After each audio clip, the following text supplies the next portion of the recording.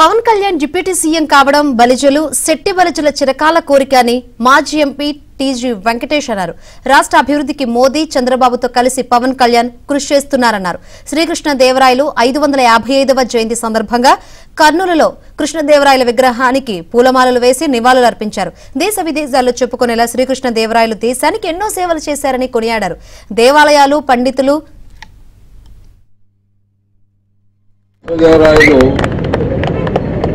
దేవాలయాలు కానీ, కళలు కానీ, సంగీతం కానీ, పండితుల్ని కానీ, మరి అన్ని రంగాల్లో ఆయనే కాంపిటీషన్.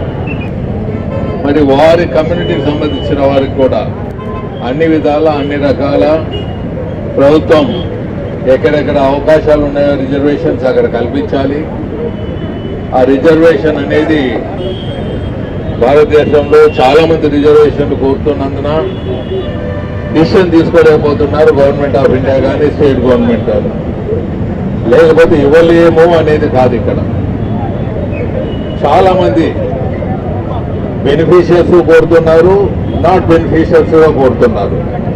దాంతో ప్రభుత్వం డిసిషన్ తీసుకోలేకపోతుంది. లేకపోతే కృష్ణదేవరాయలు వీరి సంతతి ఉన్న కమ్యూనిటీకి ఎప్పుడు రాష్ట్ర ప్రభుత్వము, కేంద్ర ప్రభుత్వము చాలా గౌరవిస్తుంది.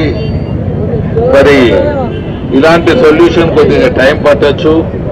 ప్రభుత్వము దీనిలో తప్పకుండా దీంట్లో వెనుకబడిన వాళ్ళందరినీ ముందుకు తీసుకుపోవాలి.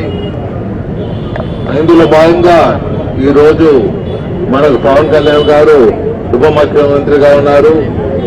చంద్రబాబు గారు, పవన్ కళ్యాణ్ గారు, బీజేపీ మోదీ గారు, ముగ్గురు త్రిమూర్తులు ఈ రాష్ట్రాన్ని ముందుకు తీసుకుపోయే దాంట్లోనూ అభివృద్ధిలోనూ మరి వారి సామాజిక వర్గాలు ఎక్కడన్నా వెనకబడితే వారికి సహకరిస్తూ మరి మీకు కూడా ఈరోజు ఒక గౌరవాన్ని దక్కించారు.